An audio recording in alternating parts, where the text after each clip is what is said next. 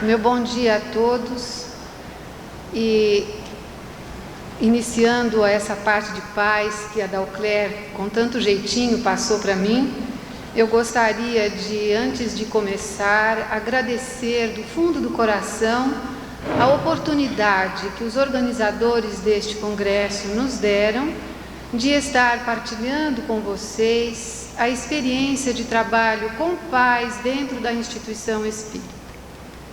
Eu diria mesmo, tomaria até a liberdade de dizer que essa emoção é muito grande, porque este trabalho que nós fazemos com a equipe na FEESP já há 13 anos, é um trabalho que nos gratifica muito, mas que ainda é bem pouco conhecido no meio espírita. E esta oportunidade de compartilhar é realmente muito especial para todos nós. Então, dando início a essa exposição do nossa experiência com pais, nós começaríamos lendo para vocês a questão 774 do Livro dos Espíritos, que diz o seguinte: há pessoas, a questão que Kardec fez aos espíritos foi a seguinte: há pessoas que deduzem do abandono das crias pelos animais que os laços de família entre os homens não são mais que o resultado de costumes sociais e não uma lei natural. Que devemos pensar disso? A resposta dos espíritos, um tanto longa, responde a Kardec, mas há uma frase que nós queremos refletir aqui junto com vocês. Dentro da resposta há uma frase que diz assim: os liames sociais são necessários ao progresso e os laços de família resumem os liames sociais. Isso nos remete a uma reflexão seguinte. Nesta resposta está muito claro que há necessidade de famílias harmônicas para a evolução da humanidade. Nessa mesma página do Livro dos Espíritos, o tradutor insere vários pensamentos de muitos pensadores renomados a respeito da família. Citaremos apenas dois: Auguste Comte, filósofo francês, que diz: a família é a célula básica da sociedade, o embrião e o modelo desta.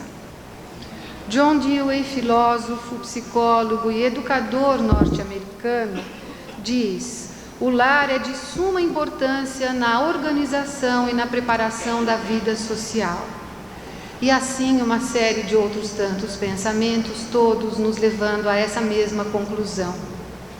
Mas, dirão vocês, o espírita já reconhece tudo isso, preocupa-se com a harmonia na sua família, procura praticar o evangelho no lar. Por que estaríamos retomando esta reflexão neste congresso? Para compreendermos melhor o porquê desta reflexão, vamos pensar um pouquinho como é que transcorre a trajetória de um iniciante espírita que chega à casa espírita. Esse iniciante normalmente chega e passa pela orientação ou atendimento fraterno. Chega ali, é recebido na casa espírita e neste momento ele traz a sua queixa, as suas dores, os seus problemas. Ele é ouvido e é encaminhado para o tratamento espiritual via de regra. Fazendo o seu tratamento espiritual, que vai constar de palestras, de passes, ele vai começar a tomar conhecimento do Evangelho, da codificação de Kardec, vai começar a compreender melhor o porquê das coisas. E num outro momento, num terceiro momento, ele é encaminhado para os cursos de evangelho, de formação mediúnica, e assim ele vai aprofundando o seu conhecimento. Este conhecimento vai promovendo o equilíbrio de si mesmo, ele vai compreender a importância da caridade, da solidariedade, e aí num quarto momento ele começa a se engajar na assistência social, a praticar efetivamente a caridade. Neste instante, nós poderíamos pensar que a sua trajetória está completa, que aí é um trabalho consigo mesmo, de reforma íntima, de evolução pessoal. Mas, justamente, gostaríamos de trazer hoje aqui esta reflexão. Essa trajetória parece completa, mas há uma lacuna neste processo.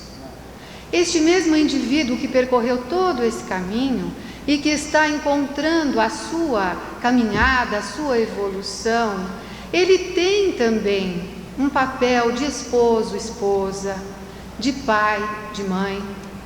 E este papel requer uma relação específica, exige habilidade específica para exercer essa convivência conjugal e esse relacionamento com os filhos.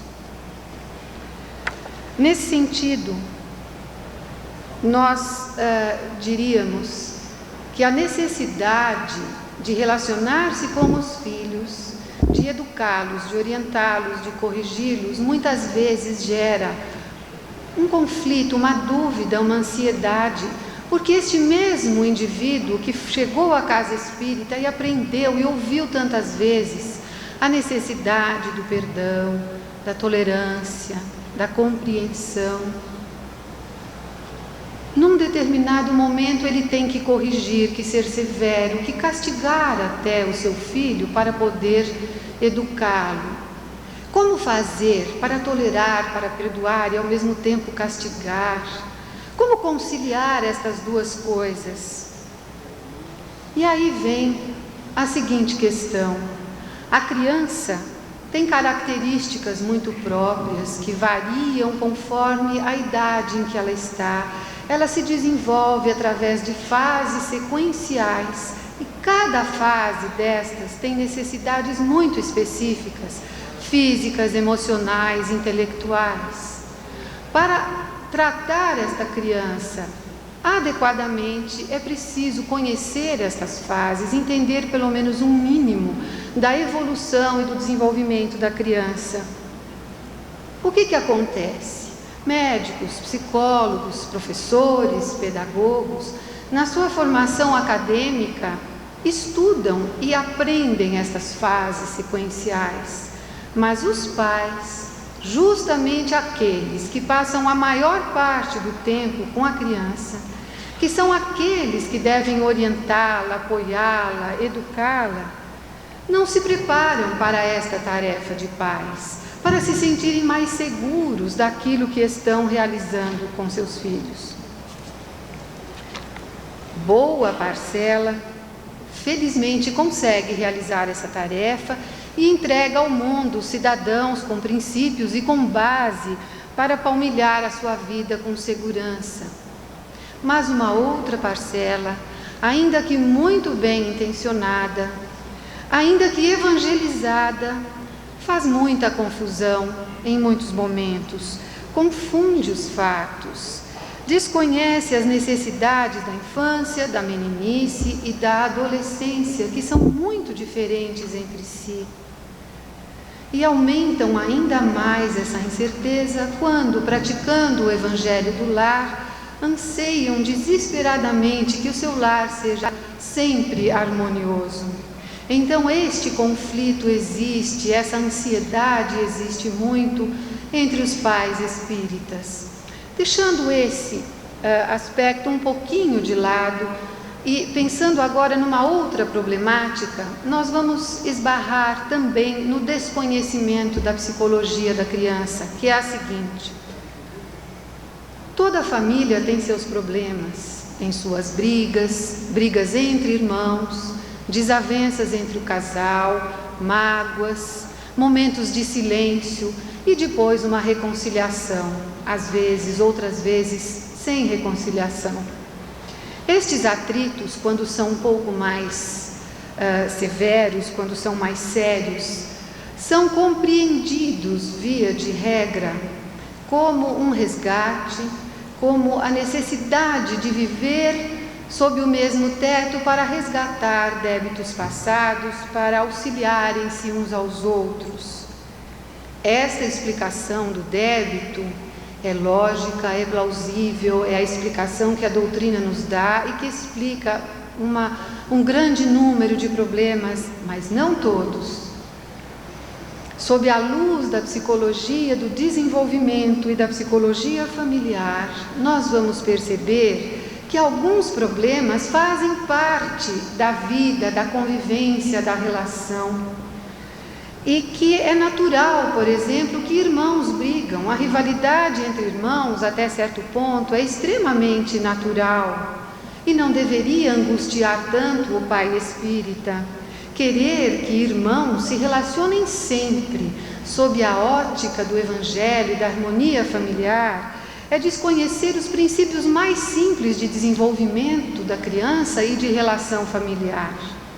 Quando um jovem de 15, 16 anos questiona os valores paternos, muitas e muitas vezes os pais espíritas, chocados com isso, começam a pensar: é um espírito endurecido que nos foi entregue, ou é um inimigo do passado que está nos agredindo, não nos aceitando e nos questionando. E aí, eu pediria a todos que se lembrassem do capítulo 5º do Evangelho segundo o Espiritismo, no item que diz causas atuais e causas anteriores das nossas aflições. E nós vamos ler ali que os Espíritos, nos seus esclarecimentos, nos dizem que a imensa maioria dos nossos problemas tem causa nesta encarnação mesmo. E vão citando uma série, os abusos de bebida, de comida, excesso de trabalho, e vão citando vários exemplos, inclusive os problemas de relacionamento. Pessoas mal preparadas para o casamento, mal preparadas para a tarefa de educar, os problemas surgem e as causas são remetidas ao passado numa visão às vezes simplista demais. Toda esta compreensão, toda esta reflexão que acabamos de compartilhar com vocês levou o trabalho da evangelização infantil da FEESP a fortalecer o trabalho com os pais, a ajudá-los nesse processo de compreensão do que acontece em termos de relacionamento familiar. E assim surgiu o DEPAIS, o Departamento de Pais, que visa justamente promover reuniões, encontros, e promove encontros semanais aos sábados e domingos, procurando associar os conhecimentos evangélico-doutrinários aos conhecimentos da psicologia infantil e psicologia familiar, formando assim uma união que complementa mais, que orienta mais este pai necessitado de melhorar o seu relacionamento. E assim surgiram estas reuniões que hoje na federação reúnem cerca de 220 pais por fim de semana. Nós gostaríamos neste instante de projetar na tela, e pediríamos que a pessoa projetasse os temas que nós utilizamos. Existem os temas básicos e nós vamos assim vamos citar vários temas, mas comentar 2 ou 3 devido à escassez de tempo. Então temos ali os temas mais específicos que são abordados nessa reunião. Harmonia familiar. Harmonia familiar, nós discutimos com os pais de uma forma dinâmica os fatores que desagregam a família: nervosismo, autoritarismo, imaturidade, falta de preparação para a vida a dois. Todos esses aspectos são discutidos e os fatores que agregam, que somam, que solidificam, que são o respeito mútuo, a alegria do casal de viver, o companheirismo, o diálogo, a solidariedade em família. Nós temos a autoridade paterna, o papel da mãe, Neste tema, nós abordamos e discutimos intensamente uma questão tão atual no mundo de hoje, que é a mulher mãe e a mulher pessoa. Os seus deveres como mãe, as suas necessidades como pessoa. Como conciliar esses dois aspectos? Temos o tema necessidade de afeto e segurança. Aí vamos perceber como é demonstrar para o filho que ele é amado, para que ele se sinta seguro. Não são só as providências materiais e escolares, mas o que é dizer do fundo do coração que se quer bem aquele filho. Questionamos isso a fundo neste tema. Existe a rivalidade entre irmãos, que já mencionamos, e o tema castigos e recompensas. É um tema que começa geralmente com a pergunta: devemos castigar nossos filhos? Vamos convir que é a última providência educacional. Quando outras providências não funcionam, às vezes nos vemos compelidos a castigar. Mas quem deve castigar? Sempre uma pessoa que seja aceita, cuja autoridade seja aceita pela criança. Quando castigar? Quais os castigos que são inaceitáveis em qualquer momento? Quais os que são admissíveis? Tudo isto nós trabalhamos neste tema. E aí temos, em seguida, o diálogo. Tão comentado hoje, tão falada a sua necessidade, e, no entanto, quão poucos sabem dialogar. Realmente ouvir o que o outro tem a dizer, com a mente vazia de preconceitos e de ideias daquilo que o outro é ou daquilo que o outro pensa. É uma tarefa difícil e é importante que a gente possa estar treinando, questionando o que é o verdadeiro diálogo. E assim, nós temos uma série de outros temas. Gostaríamos, os temas ali estão, apenas uma pequena pausa na citação deles, dizendo que estes que acabamos de citar são os temas básicos do nosso trabalho e que não foram criação nossa, né? Foram esses temas básicos, nós pudemos compreendê-los e trazer para a Casa Espírita num contato através de curso e de palestras com o movimento da Escola de Paz do Brasil. Mas trazendo para a Federação esses conhecimentos básicos, aí com a nossa equipe de trabalho, foram surgindo desdobramentos e aprofundamentos de vários temas e que nós nos permitimos citar neste instante, né? Pedindo que a pessoa projete. Os temas são os seguintes: temos hoje um banco de aula com 50 aulas, e não vamos citar 50 temas, mas apenas alguns deles, para que vocês possam ter uma ideia do que é feito nesse trabalho com os pais.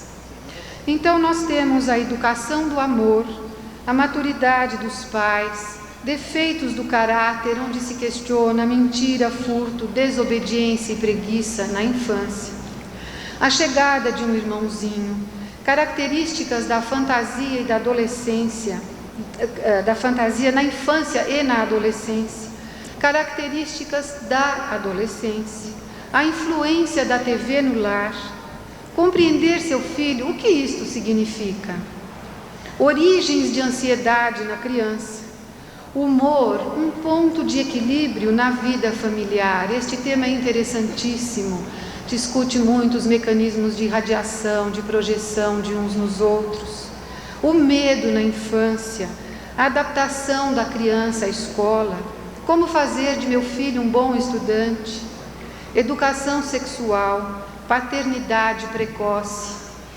Deus em casa e tantos outros temas, todos associando a doutrina, o evangelho e a psicologia do relacionamento. Estes temas muitos deles foram adaptados para serem trabalhados em periferia, ou seja, o conteúdo básico foi mantido, mas o linguajar, a forma, a técnica de discutir o assunto adaptada à condição socioeconômica da periferia. E podemos dizer com toda a segurança que essa é uma experiência que foi realizada e que teve um excelente resultado. Os pais da periferia participaram, contribuíram e nos ensinaram muitas e muitas coisas em termos de sabedoria de viver. Estes temas não são expositivos, eles são dados aos pais de uma forma muito dinâmica, através de debates, utilizando-se cartazes, painel, dinâmica de grupo, e o coordenador introduz o assunto, passa as ideias principais, mas a participação ativa dos pais é a finalidade principal desse trabalho. E chega-se a uma conclusão, as ideias fundamentais ficam bem discutidas, bem apanhadas nessas discussões. Além destes temas todos de relacionamento, nós damos num curso, não é? Surgiu desse trabalho, percebemos a necessidade de que essa experiência não ficasse dentro da federação. Então foi criado o CLIP, Curso de Formação de Líderes para a Reunião de Pais, onde pessoas de outras casas espíritas vêm conosco fazer um curso para aprender estas técnicas, para discutir estes temas conosco e levar a sua experiência à sua casa de trabalho. Podemos dizer que já estamos na 13ª turma e que muitos companheiros levaram para suas casas experiência e material para iniciarem um de paz na sua casa de trabalho. Em janeiro deste ano de 91, foi realizado o primeiro CLIP intensivo, ou seja, um curso de uma semana inteira, onde recebemos, preparando, dentro destas técnicas e deste temário, com aulas o dia inteiro, pessoas que vieram de vários lugares do Brasil, principalmente do interior de São Paulo. Foi uma experiência muito boa que esperamos repetir em breve. O depoimento dos pais que frequentam as nossas reuniões, muitos que vêm nos procurar e conversar conosco após a reunião, dizendo que como teria sido bom se eles tivessem tido a oportunidade de discutir tudo aquilo anos antes, quando seus filhos eram menores, agora já estavam tão moços, já estavam quase adultos. E a constância destes comentários que chegavam e chegam até nós, nos fez pensar em alguma possibilidade de que as pessoas pudessem ser preparadas antes. E aí surgiu o curso Vida 2, um curso de 8 aulas, um curso rápido de 8 aulas de 2 horas, e que também já tem uma experiência, 9 turmas já frequentaram este curso, e o objetivo dele é preparar o indivíduo que vai iniciar sua vida conjugal, ou fortalecer e melhorar o relacionamento daquele que já está casado. Nós pediríamos então que projetassem o nosso temário, são 8 aulas do Vida 2. Neste curso nós abordamos a diferença entre amar e gostar. É tão diferente amar e gostar, questionamos muito com os casais, com os jovens, esta questão. Psicologia do homem e da mulher. Homens e mulheres são diferentes psicologicamente. Então vamos ver por que reagem diferente diante de uma mesma situação. Será que só porque são espíritos diferentes ou a feminilidade e a masculinidade conduzem realmente o comportamento do indivíduo? Pensando sobre o casamento, por que as pessoas casam? Há motivos extremamente saudáveis, mas muitas vezes há motivos negativos que levam duas pessoas a se casar. Questionando isso e toda a perspectiva do casamento. Casamento e felicidade. Então vamos estar questionando ali quais as coisas mais comuns, triviais, que atrapalham e que destroem um relacionamento. Os próprios participantes do curso vão trazendo seus exemplos e a gente discute ali. Casamento e sexo. É discutido quantos problemas, por não conversarem, por não dialogarem, por não conseguirem falar da sua própria relação sexual. Isso tudo é discutido neste curso. A família cresce. Quando chega um filhinho, o que é que muda na relação a dois? Pensar em tudo isso antes de casar, antes que esse filhinho chegue. O trabalho na vida conjugal, o trabalho do homem e da mulher, dentro do lar e fora do lar. Essa modificação que está havendo nessa dinâmica de relacionamento tão atual, mas tão pouco ainda compreendida e mal organizada pela maioria. O lazer em família. Um momento tão gostoso de brincar junto, de compartilhar, um pequeno jogo, uma brincadeira, mas tão esquecido por tantos de nós. Ali nós vamos questionar o lazer, a necessidade até do equilíbrio psíquico, de que a pessoa brinque, de que a pessoa confraternize para se conhecer melhor. A quem se destina o Vida 2? A jovens que, namorados, noivos, a casados até 5, 6 anos de casado. Vocês talvez perguntem, mas por que só até 5, 6 anos? É porque realmente já realizamos uma experiência de casais assim, já na meia idade, com 25 anos de casado, relacionando-se com jovenzinhos que vão se casar. Então a postura é tão diferente que dificultou bastante a dinâmica. Então o público realmente é endereçado a essa faixa de relacionamento. E também recebemos neste curso pessoas que, mesmo não estando indo lá com um parceiro ou uma parceira, vão fazer e acompanhar o curso para levá-lo também à sua casa de trabalho, colhendo conosco o material e a experiência. Gostaríamos de relatar a vocês uma experiência que nos mostrou de uma forma muito concreta o quanto valeu a pena criar o Vida 2. No quarto curso que tivemos a oportunidade de dar com os nossos companheiros de trabalho, um jovem que estava fazendo o curso com a sua namorada nos procurou depois de uma aula, dizendo: olha, sabe, eu estou discutindo tantas coisas interessantes aqui que eu gostaria de contar o que acontece comigo.